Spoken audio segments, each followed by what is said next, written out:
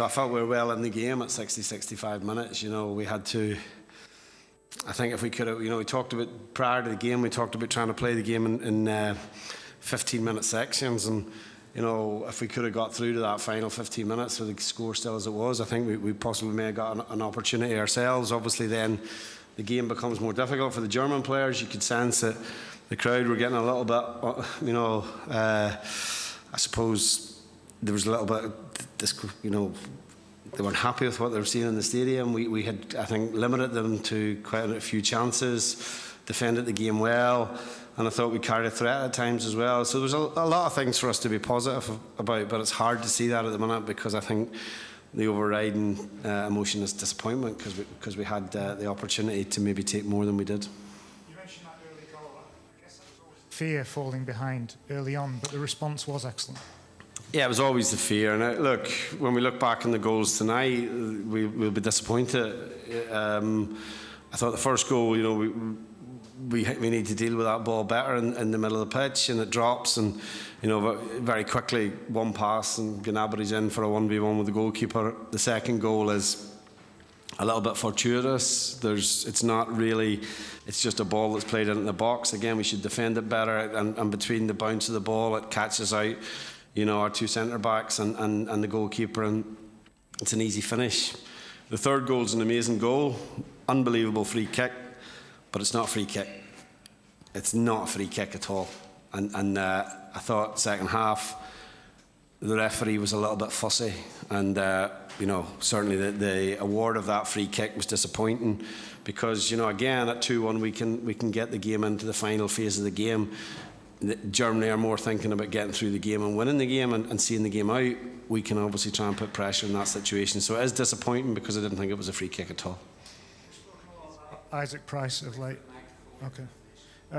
We've spoken a lot about Isaac Price in the last 12 months, but that was another superb strike tonight. Great finish. We felt that we could be a threat at set pieces. Justin had a great game. Terrific game playing in that position, not his natural position again, but his free kicks all night and corner kicks were great. Shea, we've got good delivery.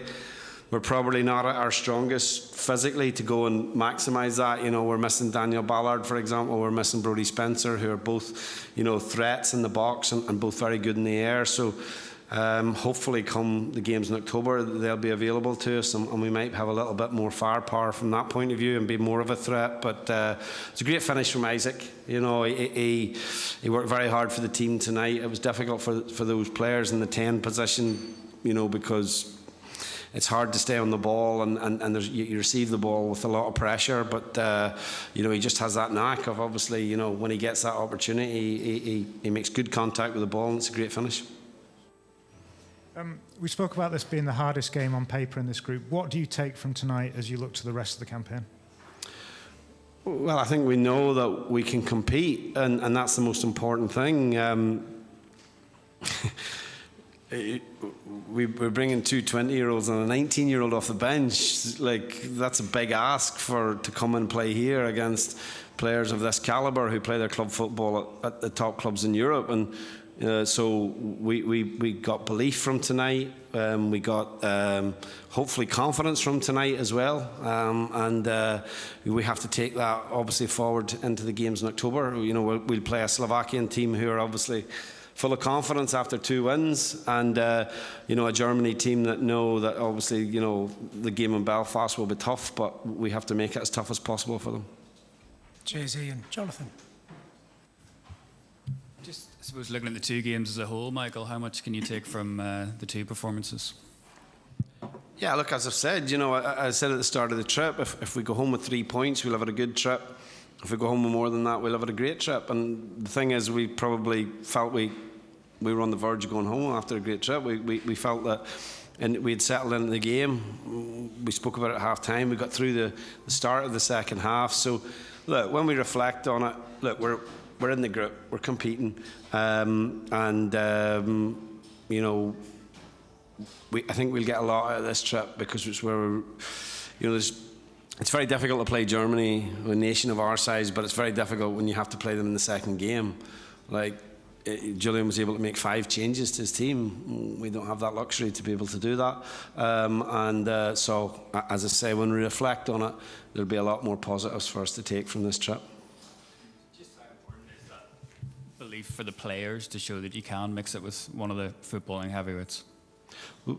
Football's all about levels, and so, you know, we have players who don't play their club football. You know, we had 3 players start the game at League One level.